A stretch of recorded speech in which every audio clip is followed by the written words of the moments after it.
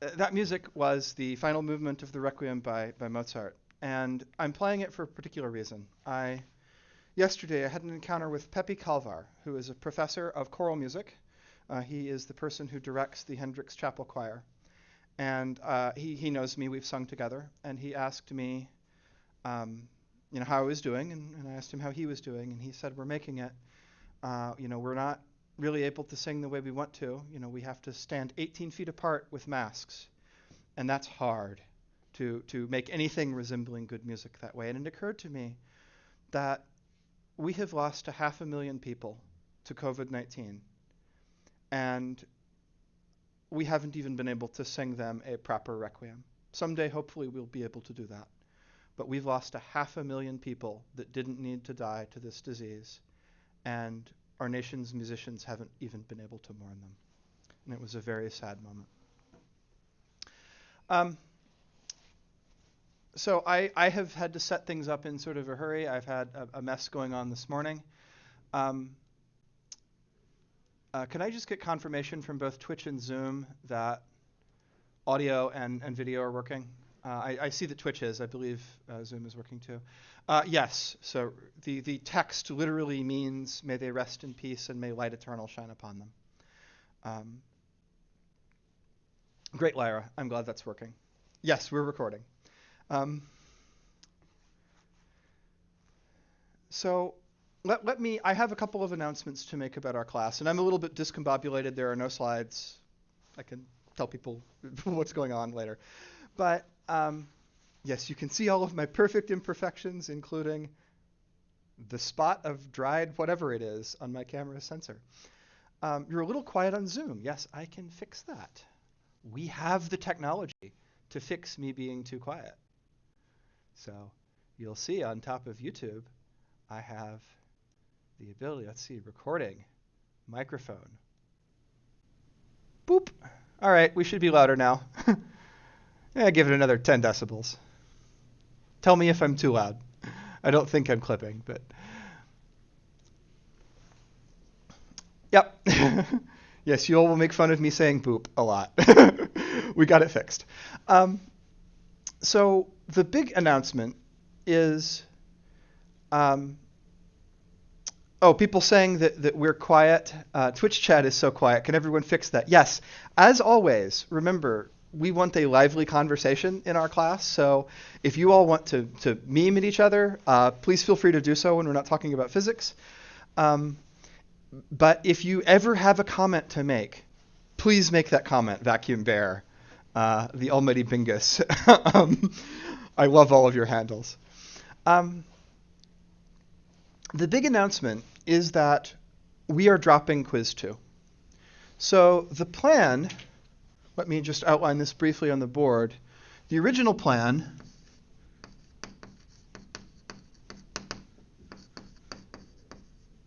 was Quiz 2 was next Thursday, and it was going to be on forces and motion in straight lines. And then we were going to do quiz 3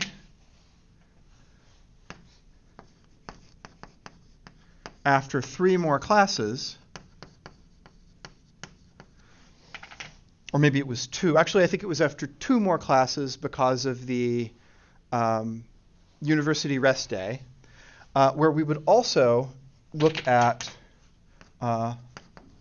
also motion in circles. It turns out that motion in circles is not that hard to understand if you really understand motion in straight lines. So what we have decided to do, and I'll talk more about why we decided to do this in a moment, is we decided to not do this. And instead, we would take all of the forces and motion topics and put them on quiz 3. So why are we doing this? occupy 1 second. I'll take those questions after I'm done with this topic. Um, Part of it is looking at the schedule. So I've assigned homework 3. That's due next Thursday, and you won't have any time between the time you turn in your homework and when I post the solution videos for the homework, because remember we're doing that now, to like let you look at the model solutions and kind of think and study. This way you have 4 weeks, basically, well, 3 weeks now, for the next quiz. Sorry, let me, okay, so I have just hit a button on my computer that lets me hear you through my headphones. Okay. So if you say stuff, I can hear you.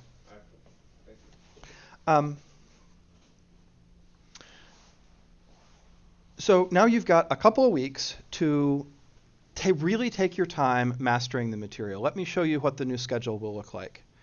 We don't need to hear Lutz. Go away. So let's go to the new schedule. Physics 211, calendar. So we are now dropping quiz 2. So we are here. We're on the 4th of March. And as planned, right, we would have one more today, one more class, and then quiz 2. We're dropping that. We're going to use this as a review day. Then we have 1, 2, 3 more days after that, and then the quiz on everything.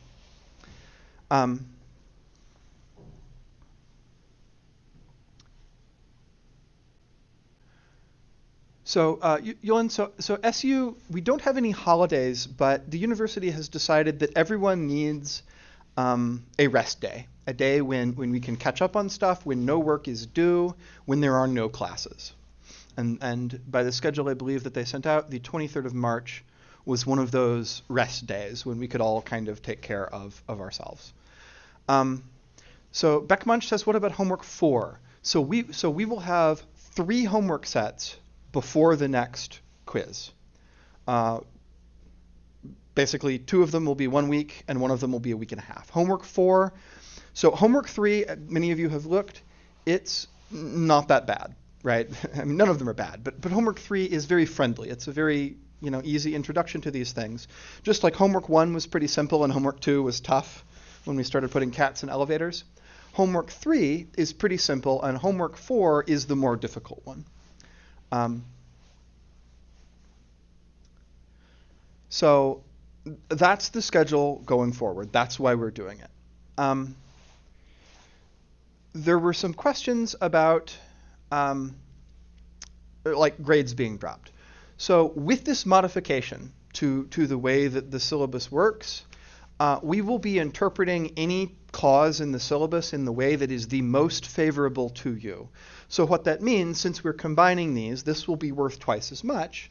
That means that if this is your lowest quiz grade, we will drop the whole thing, if doing that results in the highest end of term grade for you. So we will always make the interpretation of syllabus changes that is most favorable to you. So Adam, I will let you talk to Sunny Xian about the question about your grading TA. If your quiz is not yet graded, then we've had like crazy stuff going on this week. We will get them graded as quickly as we can.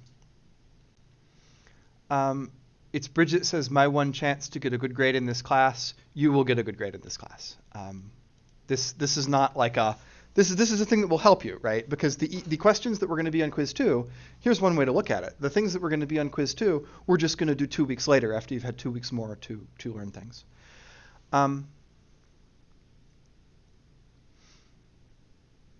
And so people were saying that defeated the purpose of doing a vote. We did kind of a straw poll among Discord, but also the main reason we did this is we don't want to make you take a quiz when you haven't had a chance to really like look at your homework, get feedback on your homework, and kind of digest what is going on. And got that feedback from a number of students. I talked to the teaching staff, and they said that that's what we should do. There's also the concern of workload on some of us with grading things. Any other questions about how the class will proceed from here? How much time will you have for the quiz? It will be in the entire section. We will look at trying to offer a little bit of time, after, as we did before, for people to submit things, but it will be an entire section. It will be basically the way we did exams pre-COVID. So what date will the next quiz be? It will be on the 30th of March, as listed here. Yep. That'll be 4 questions with 3 parts each? Will it be 4 questions with 3 parts each? It will be either 3 or 4 questions. Okay. It will be designed so that you can comfortably do it in a class period if you know what you're doing. Shogunite, this one will be worth double.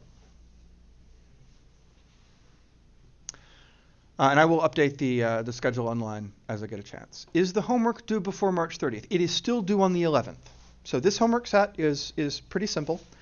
We will have, so homework 3 is due on March 11th. You will have a week and a half for the next one, and then 1 week for homework 5. So we'll have 3 more homework sets before the next quiz.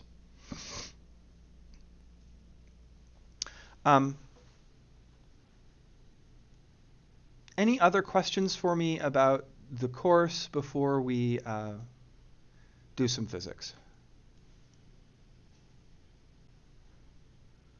I'll cut back here. I'm going to adjust something on my camera to make it so you can see the board better. Give me 1 moment.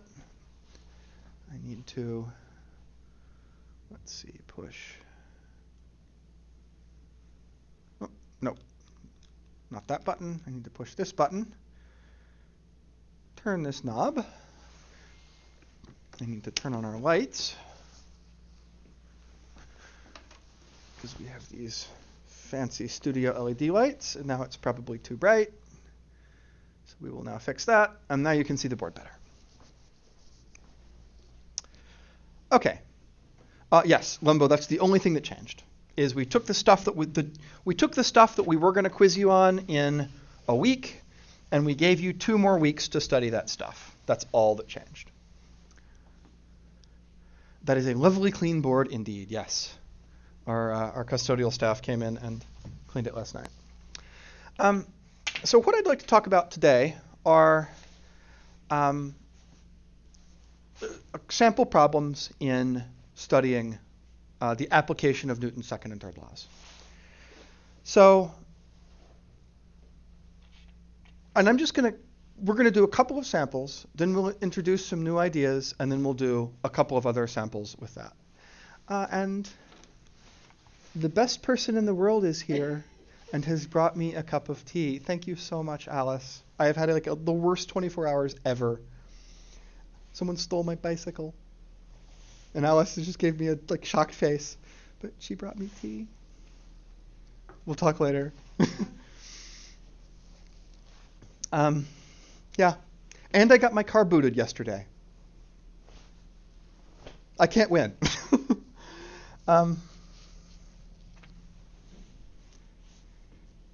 Yeah.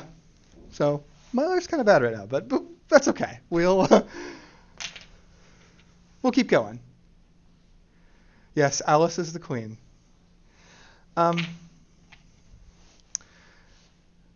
So the reason someone booted me is because I kept getting parking tickets, because after hours, you have to move your car by 6 p.m., but I'll often work late at night, and if I don't get out there and move my car by 6, they give me a parking ticket. So they don't give faculty somewhere to park on campus. And then overnight, I had my bike locked to my car, and someone broke my bike rack and stole my bike off of it. So yeah. Yes, parking is garbage, Heike. So yeah, I would just like to work after hours. Please let me do that, SEO. Okay, so let's do some physics. I don't want to just whine about things that have gone wrong. So here's an example of how to apply some of the things we've learned. So this problem was, a related problem was on an exam a couple years ago, I think. So imagine that you've got an object here. We'll give it a mass big M. And it's connected by a string to another mass over here with mass little m. Well, we'll use 1 and 2. That'll work better. M1 and M2. And for now, since we haven't learned about friction yet, we will say there is no friction here. And we'd like to figure out how these things move, what their acceleration is. So there are a couple ways to do this, a couple ways to envision this, but we'll see in the end that all of them result in us winding up with equations that are equivalent and getting the same answer.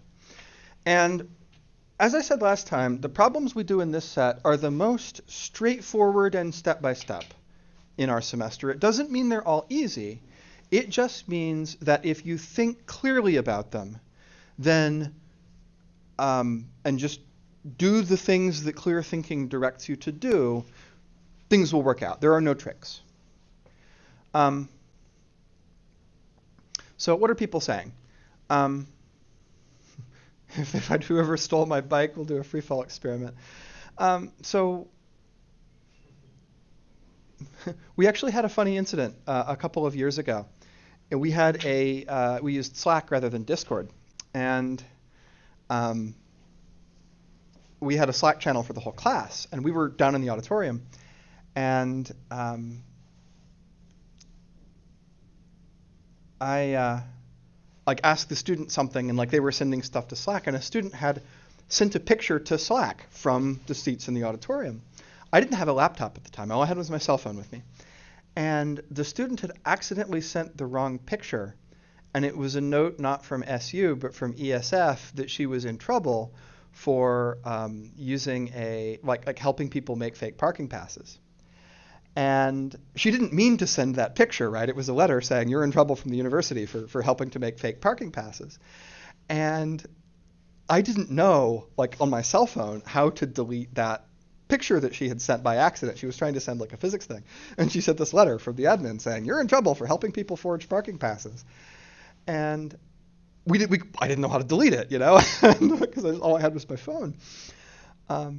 But then everyone's reaction was like, oh, the hero we need. Yeah. Oh, Adam, that was your class, wasn't it? Denshu1 on Twitch is Adam, one of our coaches.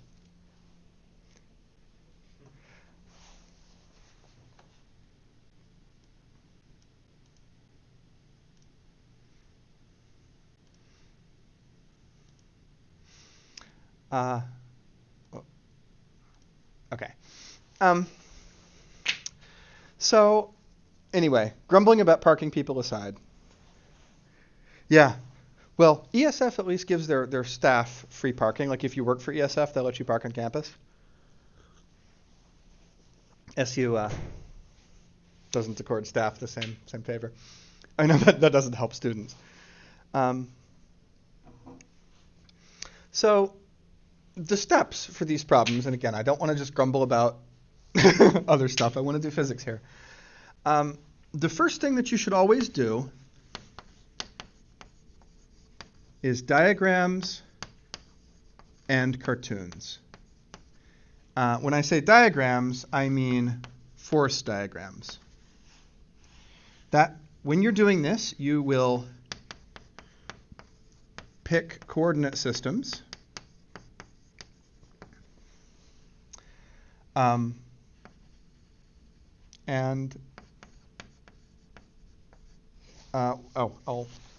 write this. I'll say do trig if needed. We don't need to do that now, but we will in the next problem. The second thing you will do, once you have those force diagrams, little color code. This will be purple since it's the most important step, and since purple is the best color of chalk.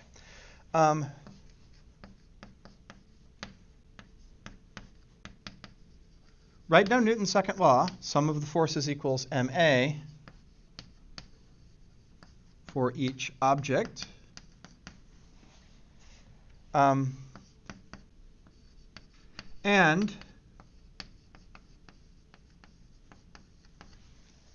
x and y directions can be separate, right? Because you have x and y components of things. And then finally, in the third step, you do algebra. Put in what you know. Solve for what you want. And every problem that we do for the next 4 weeks, we will do these 3 steps for. What are these steps for, Beckmunch? They are for relating the knowledge of forces on objects to understanding how that object moves. So in this case, if there is no friction, how will these objects move?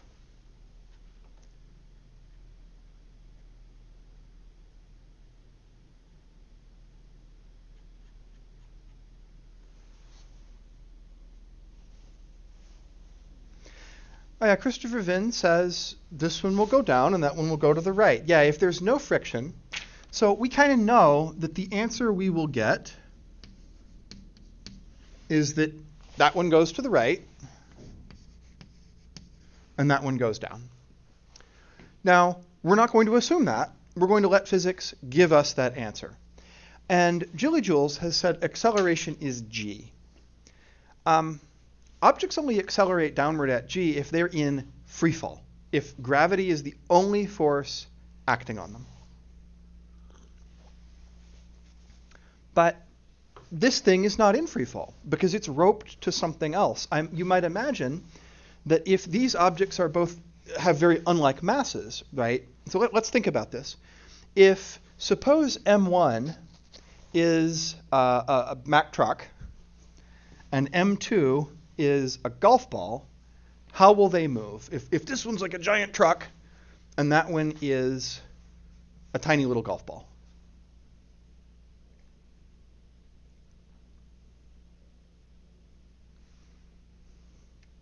Yeah, they won't. And here, use your intuition, right? If you can imagine doing this with a big truck and a golf ball, it's not going to do much, right?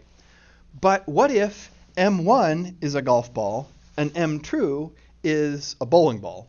If M2 is very, very massive compared to M1.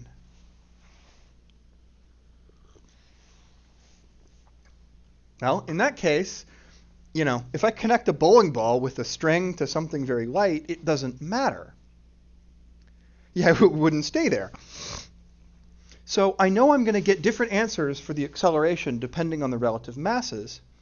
And that means that the acceleration is not just downward at g.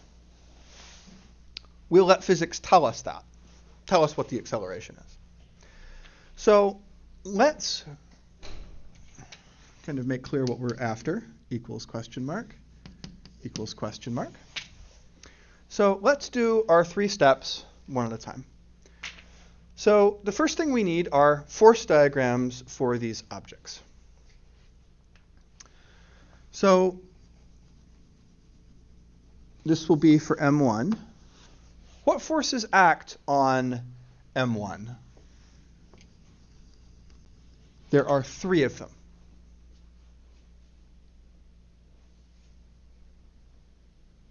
Yep. Gravity. Which way does it go? Downward. Okay, so we draw an arrow going downward. And what symbol do I label this with? Mg. You want to use mg, okay? Because that's the algebraic expression that tells me its weight. Now, should I just write mg, or do I need to be a little more specific than that? Do you want to use unit? Say again? Do you want to use the unit?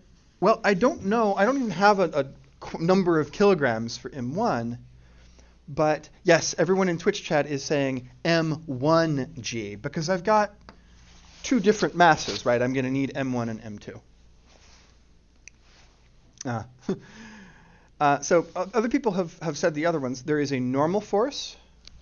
So the normal force here would go up. We'll just label that as F sub n. And then there is a tension force pulling to the right.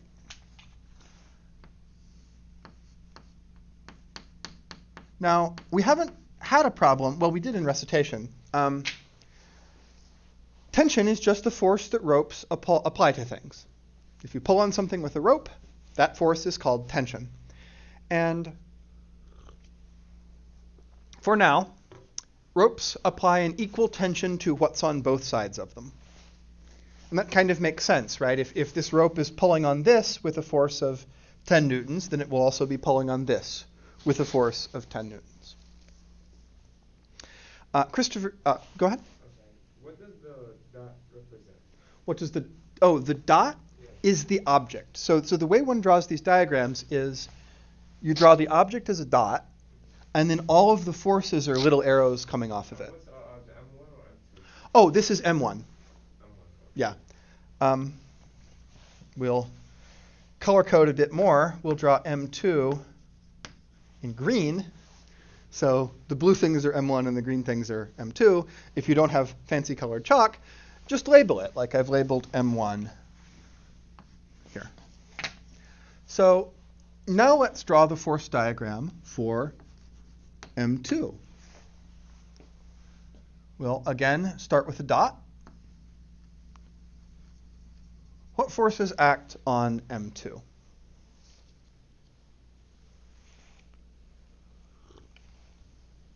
So AZ561 says you can draw a box if you want, right.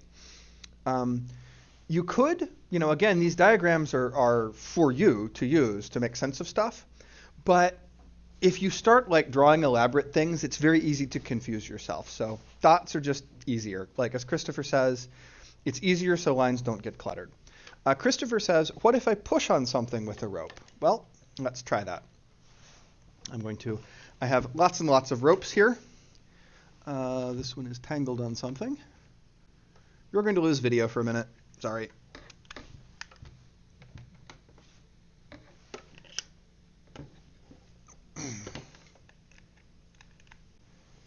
All right, you should get video back. So this little box is the capture card that takes the HDMI signal from the camera and turns it into something the computer can read. Oh, what did I just break? There we are. And I can pull on it with a rope, right? I can pull on the blue cable and pull it to the right. But I can't push on it with the rope, right? If I try to push on it with the blue cable, it just winds up kinking the cable. So tension can only pull, it cannot push. Likewise, this cable, if I push on it, it just bends. But if I pull on it, I can pull the box in the other direction. I just grabbed a thing in front of me that had wires on it. So let's see, back to M2. People are saying the forces are gravity and tension. So which way does gravity go? He says as he looks for the chalk with the right color.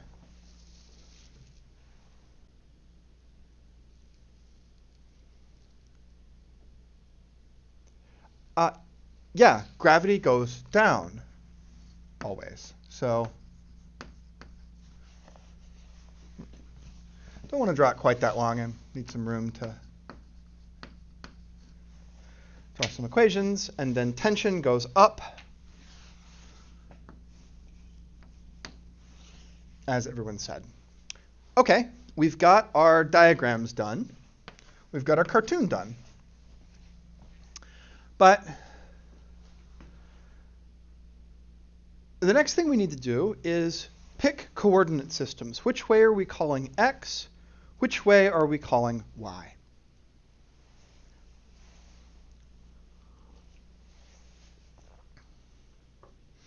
Beckmunch has asked a good question. They've said, how does the length of the down arrow differ for each object?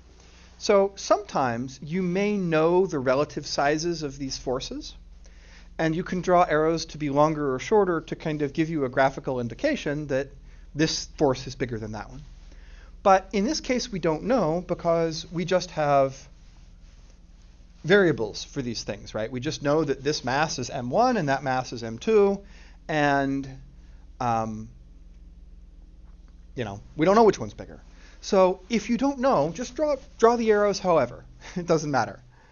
But Rebecca's question is a really good one. Is the tension the same for the both? Yes. Ropes have the same tension throughout them.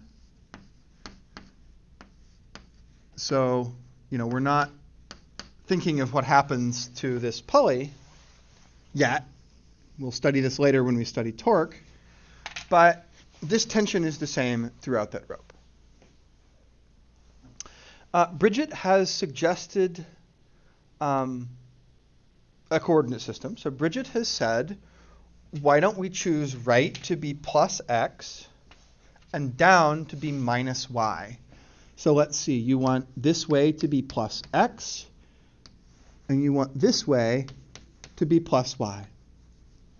Okay, because down is minus y. So Bridget has suggested the conventional coordinate system that we learned in algebra class. You can do that. You'll never go wrong doing that. So now that you have your coordinate system picked, now it's time to write down f equals ma in each direction for each object. So we're going to have x and y. Let me label this a bit better. So this is step, I'm just going to rearrange things on the board just to make it. So our first step was our force diagrams. Our second step is to write down Newton's law of motion, F equals ma. And this you can just read off of the diagrams. So for M1,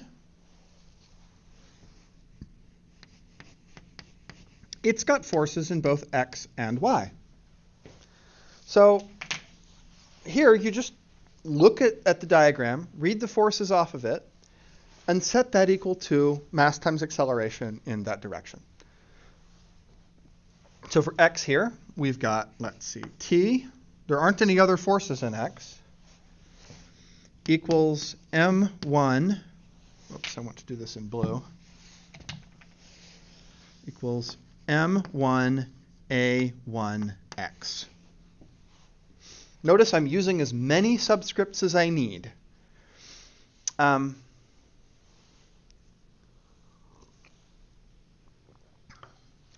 So Michael has given kind of an explanation for why the tension is equal. Yes, it's related to Newton's third law. So this tension is the same as that one, right? The rope pulls on the block. The rope pulls on the pulley. You can think of the pulley and the block exerting equal and opposite forces on each other through the rope.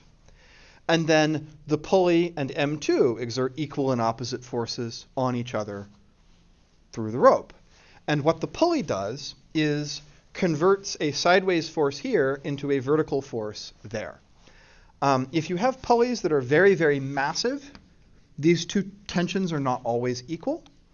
But if the pulley is very light, which it will be until like May, it will. So Kindrat Miller asked a really good question. How did you get that formula for the tension? And so I want to, people have answered in chat, but I want to talk about this because it's really, really important. This is not a formula for tension. This is sum of the forces in X equals MAX, or MA. So here, this is not like a formula for tension. Tension is almost never something you have a formula for. Tension is almost always an unknown thing. We'll solve for it a little bit later. We'll figure out what tension is as we do our algebra. But this is Newton's second law. Don't know how big this is yet, but I know it's related to the acceleration.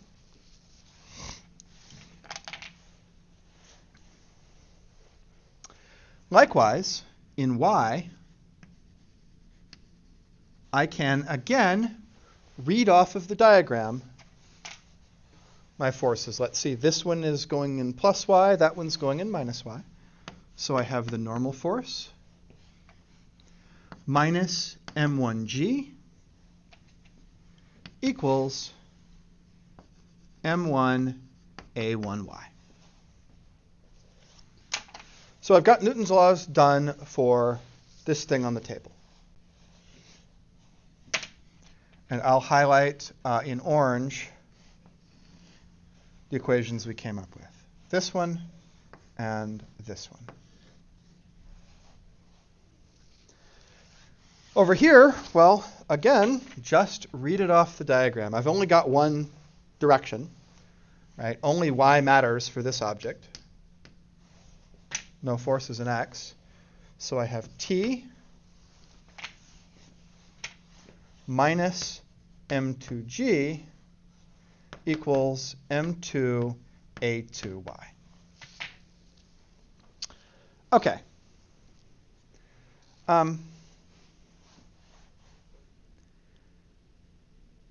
So now is the part where we think. I have done mindless things so far, right? I had to think about my diagrams. I had to think about what forces I had. This is all mindless. I just copied junk off my diagrams. Why do you have two y's? What do I have what? Two y's. Two y's. Ah, because this is y for this object, and this is y for that object. But you don't have x for this object. And I don't have x for this one because there are no forces in the x direction for it. Right? I could write down x, and it would be 0 equals m2a2x, and that is sufficiently boring that I'm not going to do it. Give me a minute. I realize that when I reach up, my coat brushes against the microphone and makes some noise, so we're going to take off my coat here. So these are my equations. So now we think. Crew 77 has said a1y is 0. I'm going to erase down here and start doing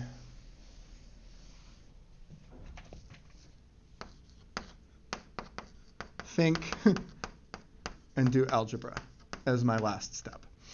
So let's see. I know a1y is 0, as people said. Why is that, Crew 77 or anyone else? Limbo says, okay, Walter, what did I do?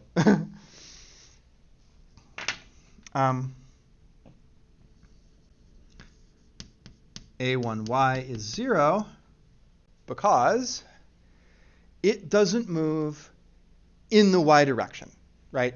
It is going to move in the x direction, but it doesn't move in y. Doesn't move off the surface. Okay. People typed something else in chat. Said a1x equals a2y, or I guess a1x equals minus a2y. So this is a really good point. I took my jacket off apparently in a weird way. I don't know how else to take a jacket off. Now I can get all of my clothes covered in chalk dust. That goes down. That goes to the right. Now, we're not going to say, oh, this one's positive, this one's negative yet. But what we do know is that they have opposite signs. I know a2y equals minus a1x. because I know whatever motion this has in the x direction, this has got to have the opposite motion in the y direction because of the way they are roped together.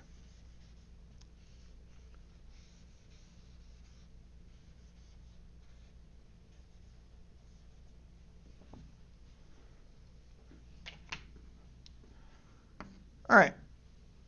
So this allows me to simplify stuff. I can put these things now into my equations. So let's do that.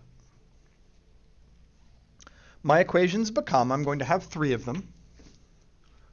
So 1x becomes, well, that one doesn't change.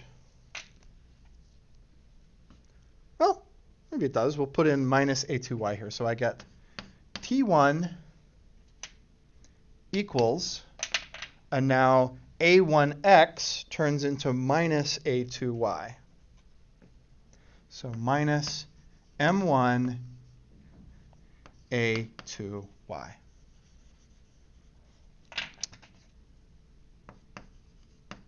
So that's this substitution here.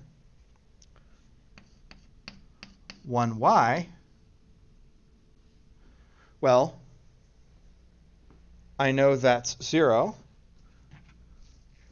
So this gives me that the normal force minus m1g equals 0. And then finally, the equation that I have for number 2, which is only in the y direction, I'm going to keep that as is. So t minus m2g equals m2a2y. So now I've got 3 equations. But crucially, I've only got 3 unknowns. The things I don't know here, the unknowns are the normal force,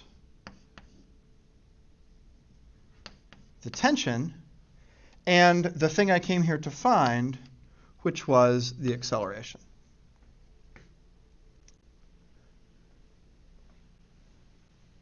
So yeah, Christopher Vinn says algebra time. Yep. One thing that I really encourage you to do is to get all of your equations together before you start doing algebra and substituting. People have, often are tempted to yeah, okay, I'm going to go ahead and dive into the algebra right away. But it's always a good idea to do your physics first and your algebra last. I know it's tempting. I know we're all algebra is the thing we've been doing for years. But put it off for a bit. It'll wait. So what does this give us? Well, just looking for the chalk here. I'm first going to look at 1y. So equation 1y, all that tells us is the normal force equals m1g. It tells me that the table pushes up on this with an amount equal to its weight. Duh. We could have guessed that. All right.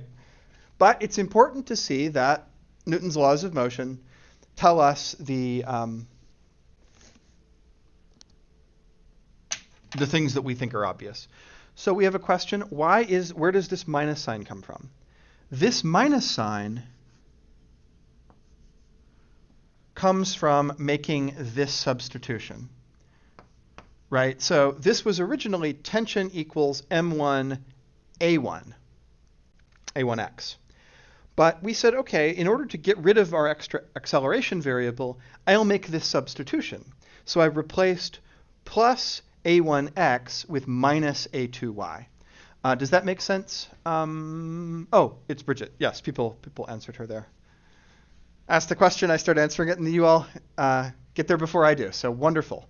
I really, like students, I really appreciate those of you who are talking about these things in chat. And yes, crew, the reason we did that was to minimize the number of unknowns. So when this said m1 a1x, then I've got an additional unknown thing. But if I substitute in, this gives me m1 times minus a2y. Now, I've only got one unknown acceleration. So it's me use the information that the two accelerations are equal in magnitude. So now, let's do the interesting stuff. Notice that 1x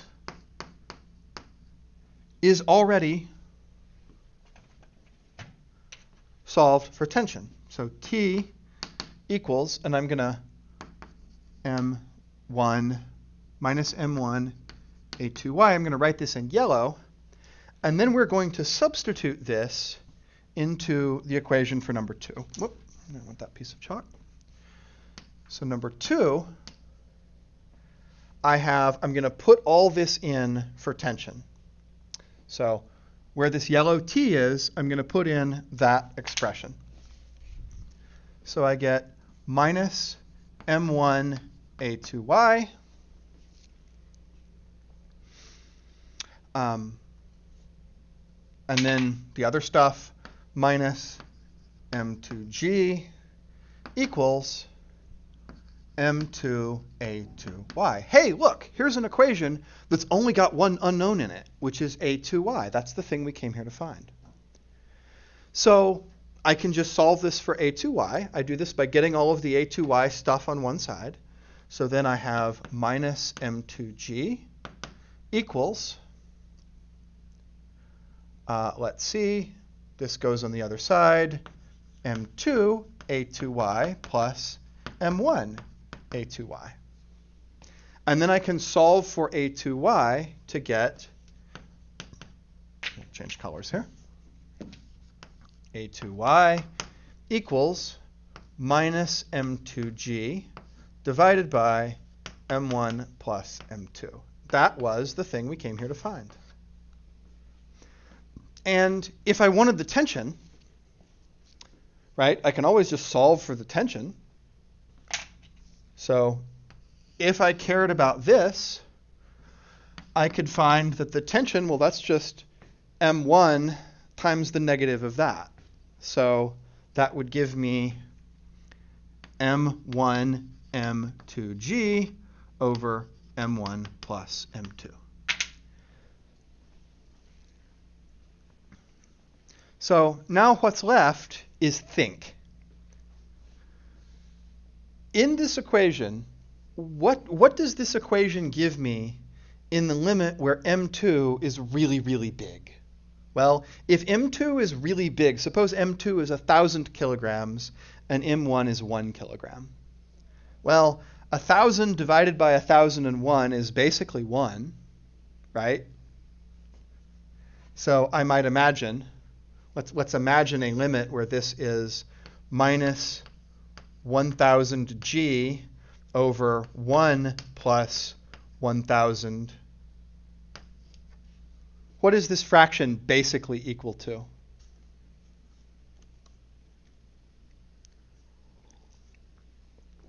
Yeah, it's going to be huge. It's basically g, right? 1,000 divided by 1,001 basically just gives me g.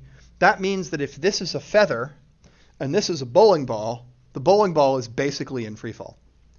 But if I do it the other way, and if I imagine the extremely massive one to be the other one, this would be 1 over 1,000 plus 1. This is basically 0, right? It's a tiny thing divided by a big thing. This means that if this is a feather and this is a bowling ball, then nothing is going to move. So Julia Kopak said, kind of confused how we got the final T equation. Yes, what I did was I said, okay, T is m1 times minus a2y. So I took all of this and I stuck it down here and multiplied by m1, and this minus sign canceled against that one. Julia, does that make sense? Yeah, I am unable to follow other people's algebra. Like, I took a math class when I was a PhD student, like a class in the math department. And the topic was fascinating, but these mathematicians would just go brrrr on the board with all of this like differential equations and stuff. I could not follow it. I was like, all right, what did you do? Tell me in words, what's the thing you did? And if they went step by step, I could usually follow them after, going back and reviewing my differential equations textbook. But always when you're doing physics, think about the words first and the math second, because the words are way more important. So, Beckmunch, you will always feel like that when you watch somebody else do algebra. That's normal. The way to not feel like that is when you do it for yourself. Like the piece of music that I played at the beginning of class. I have sung that, I think, 3 times. And like you listen to this and you see all the notes fly by and it's like, oh my gosh, that's crazy, right? But then you go rehearse, someone hands you the music score, and you say, okay, I'm supposed to sing these notes, and there are a good many of them, but I only have to pay attention to this line because I'm a tenor. And all right, we're going to rehearse this over and over and over and over again. And, if you get bum, bum, bum, bum, ba-dum stuck in your head after a while, and it's fine. So when we're first presenting stuff, when we're first learning a skill, the thing I want you to take away is not every detail of the algebra, but how we did it step by step. Diagrams, Newton's laws, think and do math. Now, we're not going to add friction yet. We're going to do something else. We're going to tilt the table.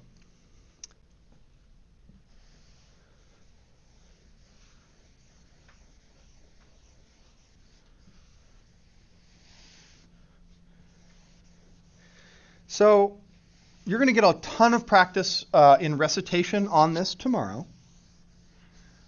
But one of the things we're going to need to contend with quite a bit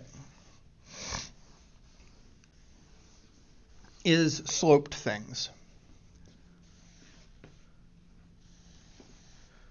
So I would like to imagine let's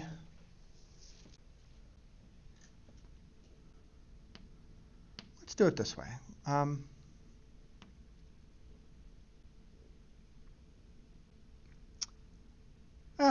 Yeah, we'll do it this way.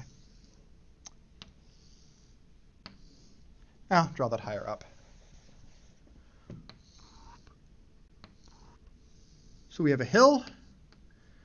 It's banked at an angle theta. So theta is the angle between the slope and the horizontal. And we're going to imagine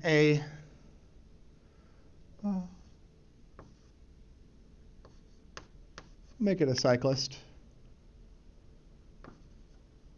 There they are. We're just rolling down the hill. This will be quite similar to something that you do in recitation tomorrow. Oh, got that one with my foot, didn't break. So the question then is, what's the acceleration of this cyclist just rolling down the hill?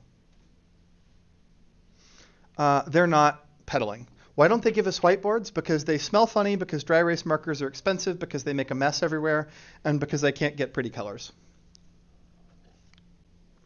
Also, you can never tell when a dry erase pen runs out, but you can always tell when a piece of chalk runs out. These things are better than these things. Yeah, they never work. So we want to know the acceleration of this cyclist coasting down the hill. Well, same story as always. Cartoon force diagram. 2.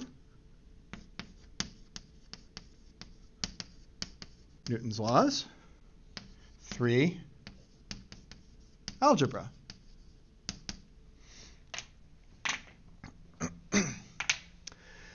Now, all right, we've got our cartoon. Let's draw our force diagram. So we're going to represent our person as a dot. Here they are.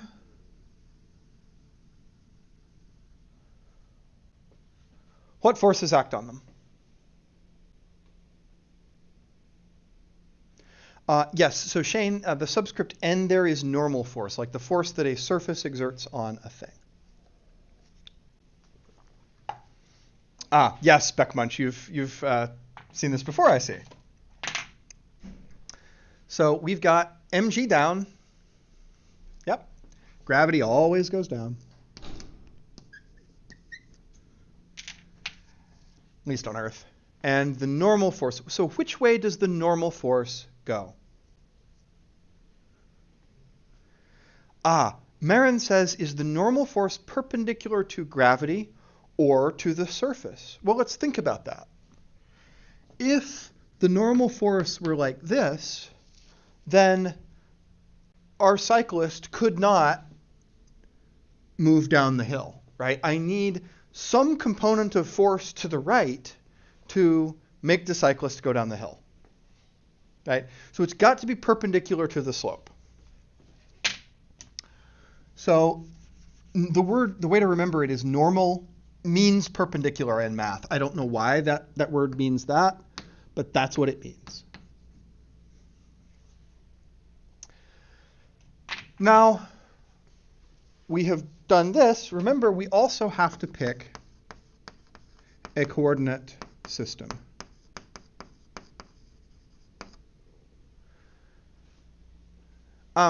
So other forces that people have mentioned, Shane has said traction. So yes, if this cyclist was riding, if they were like attempting to speed up on their bicycle, or they were attempting to slow down, either pedaling or braking, then we would have a tractive force. But our cyclist, for now, we will just say is coasting. We'll talk at the end of class what to do if she is pedaling.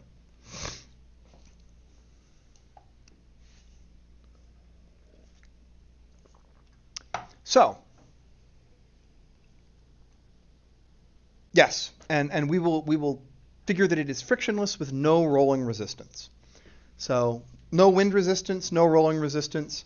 So our cyclist is, we'll put a helmet on her, like a space helmet, because she's on the moon, because there's no air resistance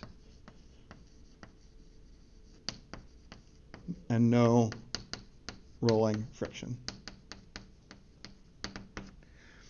This is kind of an ideal world. Later on, we will study this problem and turn drag on. We actually did a calculation. So there's a road in Tucson where I lived that cyclists love to ride on. It's a mountain where you start at about 2,500 feet, and the top of the mountain is at 9,200 feet. And my PhD advisor, who was in his 60s at the time, described this as a pleasant Saturday morning ride. This gentleman is far more of a badass than I will ever be. And so driving up Mount Lemmon, you'd pass cyclists that were chugging up the hill, right? Riding up 7,000 feet of elevation gain over 20-some miles.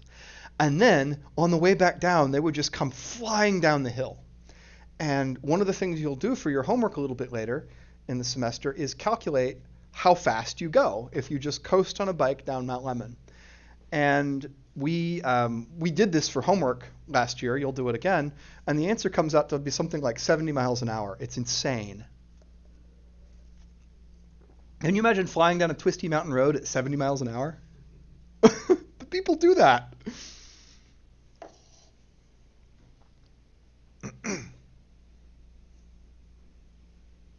Yeah, drive up then ride down. How to get your car, yeah. Oh yeah, these people had lots of fun. So we got to figure out how to deal with this though. So I need to choose a coordinate system. I could do this and line x and y up with gravity, or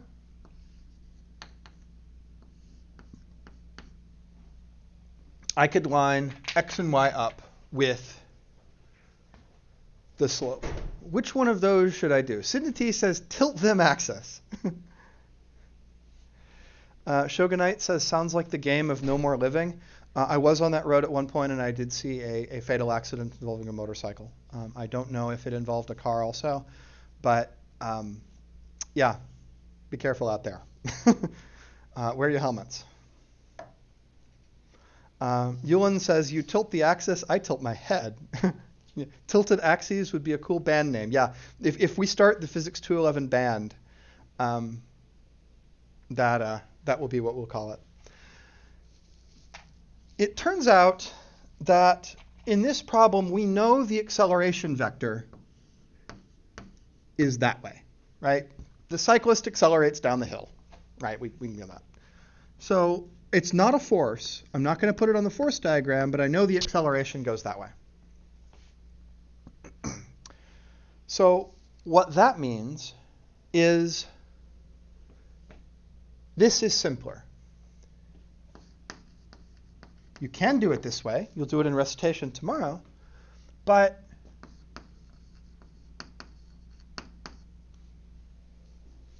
that is the easier approach.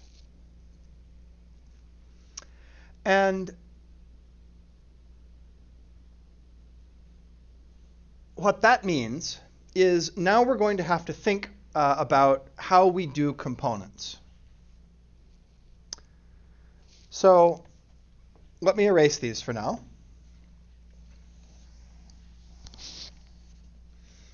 And just note that the coordinate system we are choosing is this one. So of these two vectors, which one do I have to break into components?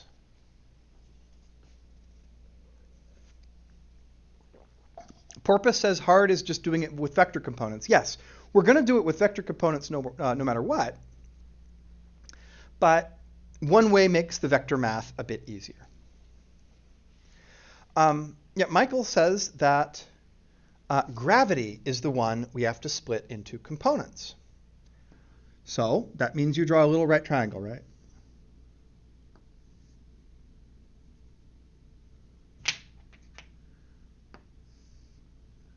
Where, don't copy this in your notes yet.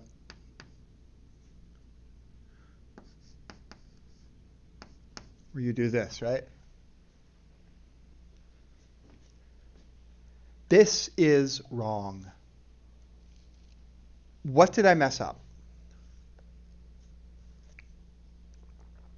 It is tilted, but what did I screw up? Crew. If you had horizontal and vertical axes, yes, you would do components of the normal force, and you'd also need to decompose the acceleration vector into components. But you can do that. Ah, Christopher says, I drew in the hypotenuse. Exactly. It's the wrong sort of axis. Yes, Sidney, exactly. When you decompose a vector into components, that vector is always the hypotenuse. Another way to see it is, wait a minute, my x-axis is supposed to be sloped. This one that I've drawn is not. So that triangle I just drew is wrong. Don't make that mistake.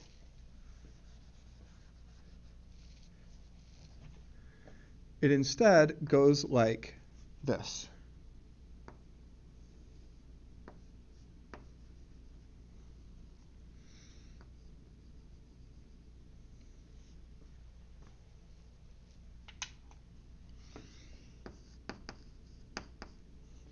Now, the geometry here, we need to make sure we understand.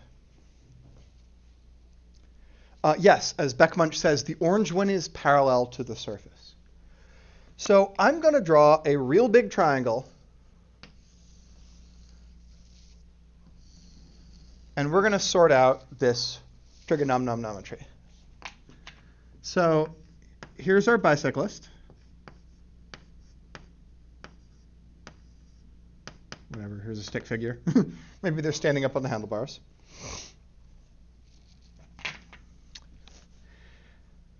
this angle, when I realized I drew it messed up,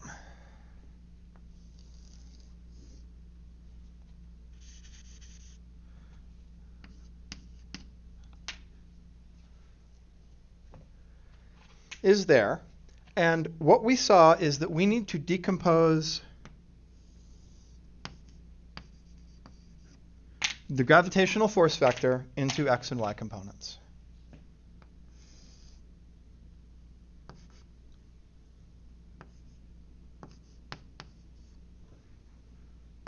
The y one and the x one, f, g, x. So how do I do this? We also note that this is a right triangle. I need to do some trig, right? Because I know one of these is going to be mg sine theta and one of them is going to be mg cosine theta. And each of you needs to think of a way to figure this out that works for your brain. Different things work for different people for this. And the way you envision it will be different than the way I envision it. So, copy the diagram down, right? But also make sure that in your notes, you think back to your high school geometry class and think back to how you envisioned these things when you were in geometry. I'll give you two ways, but the thing that you need to kind of arrive at is that this angle here, theta, is the same as the angle of elevation of the track. So how do you get there? Christopher Vinn has said the angle between purple and slope is 90 minus theta. So they've said, hey, this one here is 90 minus theta because that's a right angle. And then, so one way to do it, we'll start from the beginning, is to say, okay, imagine this right triangle here, right, the one that I'm drawing in orange. If you imagine this right triangle, this angle plus that one must add up to 90 because they're the two angles of a right triangle. And then this angle and that angle must also add up to 90 because together they form a right angle. So this angle is the complement of that one, and this angle is the complement of that one, and thus, the complement of the angle is the angle again. If that works for your brain, then please do that. That's what Christopher Vinn just said. Educational Porpoises said, well, I might imagine like flipping up the big triangle to the small triangle and making an argument about similar triangles. Beck-Munch says parallel lines dissected by a line thing and complementary and supplementary angles. Yeah, you can do that sort of logic too, but here is the way that works for my brain, because my brain is very simple and full of cobwebs. In the big triangle, right, we'll label this one as phi, which is the big angle. Draw that one in green. And then in blue, theta is the small angle, right? So in this triangle, right, I've got a little angle and a big angle. And this triangle also has a little angle and a big angle. And you don't need to worry about 90 minus whatevers. That's the thing that works for my brain, is to just think about big angle and little angle.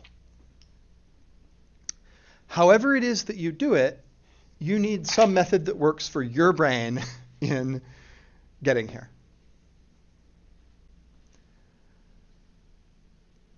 Christopher Vinn says, if I don't want to do it, I just draw the slope really angled. Yeah, we had a student a couple years ago who every time there was a problem like this, she would redraw this sort of thing. Yet another way to do it. Here's a cyclist. She would say, all right, here we are, and now gravity goes that way. You can do that too. It really doesn't matter as long as you have a method that is logical, that's valid, and that works for your brain. But now that we've got this, now that you figure it out in whichever way you like to figure it out, we can now do the trigonometry here. This one is mg cosine theta, and this one is mg sine theta. So that was the big thing we needed to figure out, was that the component of gravity perpendicular to the slope, the y component, is mg cosine theta, and the component parallel to the slope is mg sine theta. So we got that, right? Can I erase this?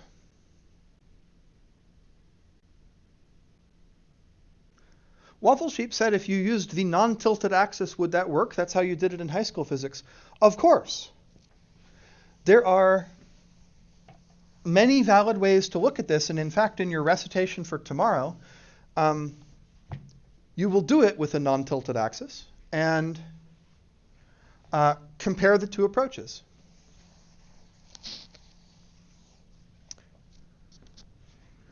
So now that we did our trig, now that we figured this out,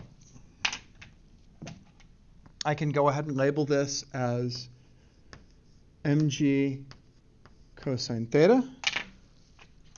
I can label this one as mg sine theta. And now I can do my writing down of Newton's laws. So let's see. I'm going to have stuff happening in both x and y.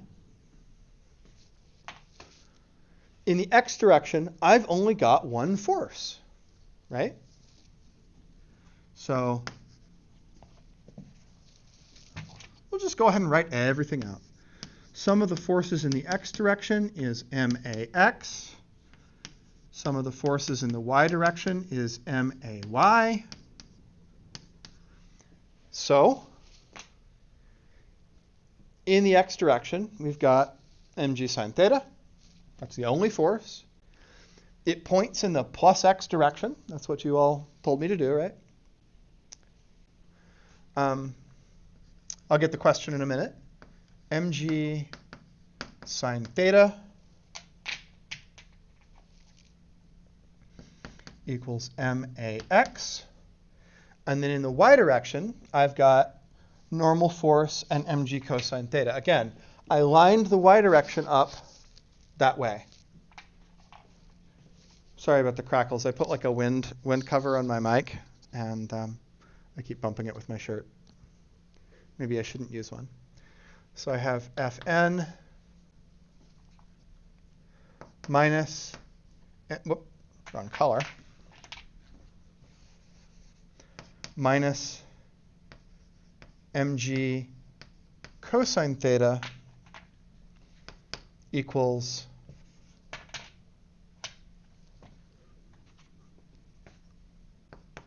may. Okay, let me pick up questions here. Will always be the case that y is cosine and x is sine? Not always. I might give you a different angle, right? So you'll always need to think about what your geometry is, which thing is which. Porpoise says sine was y for much of homework too. Yeah. So it is always the case that you will need to think about it. And the way that I have figure out cosine and sine, again, the thing that works for me is to ask, what happens when the angle becomes small? So if the hill is not very steep, well, there's not going to be much of a force pulling me down the hill. And I know that sine theta gets small for small angles. So sine is the one that goes with down the slope, and cosine is the one that goes for like perpendicular to the slope. So yeah, you'll always need to think about it. So now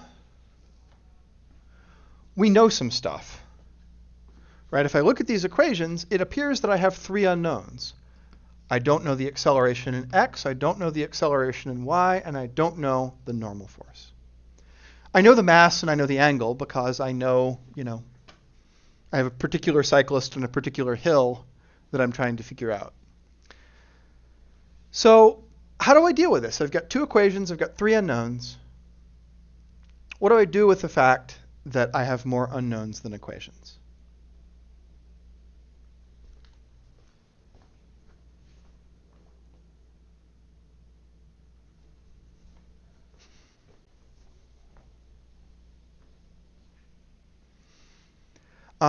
Okay, Crew 77 says AY equals 0. Yeah. AY is 0 because, right, I don't move that way, right? My cyclist isn't leaving the hill. And that's why you tilt the coordinate system. Because being able to do that is very, very nice.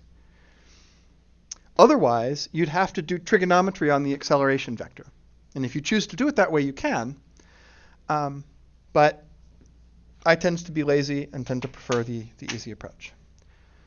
So let's now look at what our equations tell us. Step 3 is always doing math. So our x equation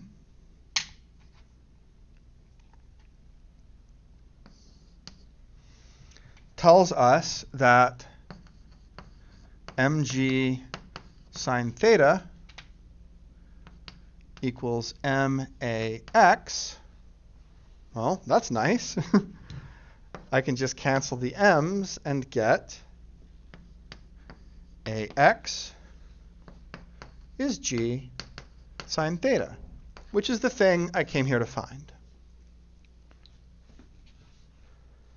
The y equation, on the other hand, well, I've got Fn minus mg cosine theta equals 0. That tells me that the normal force equals mg cosine theta. Now, let's look at these in our last minute and ask, do they make sense? What this tells me, so think about the behavior of sine. Sine is small for small angles and large for large angles. So that tells me the steeper the hill is, the faster I accelerate down it. Makes sense. But cosine is large for small angles and small for large angles. This tells me that the normal force, the degree to which the hill is pushing up on the bike, decreases a bit as the hill becomes really steep. That also kind of makes sense. Because as the hill gets very, very steep, then gravity is pulling you in more of x and less of y.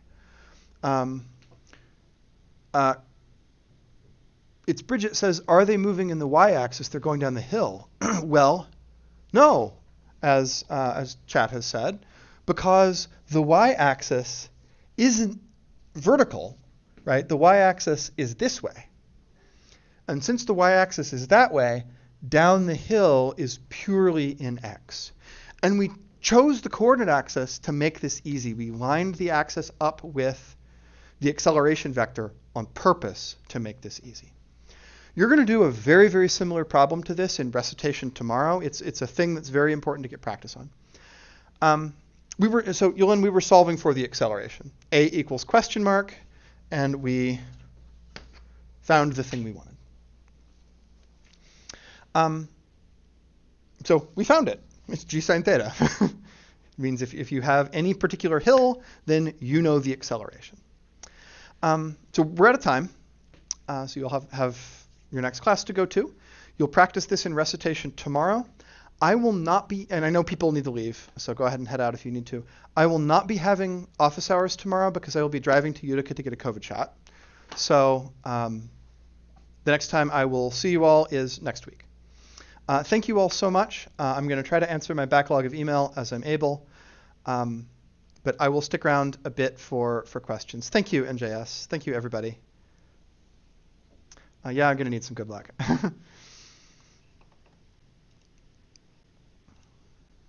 So thank you so much for coming by. Absolutely. It's life. Why were the m's crossed out in the first equation of 3? So we did algebra, right? We're trying to find the acceleration. And to get the acceleration by itself on one side, we cancel the m's.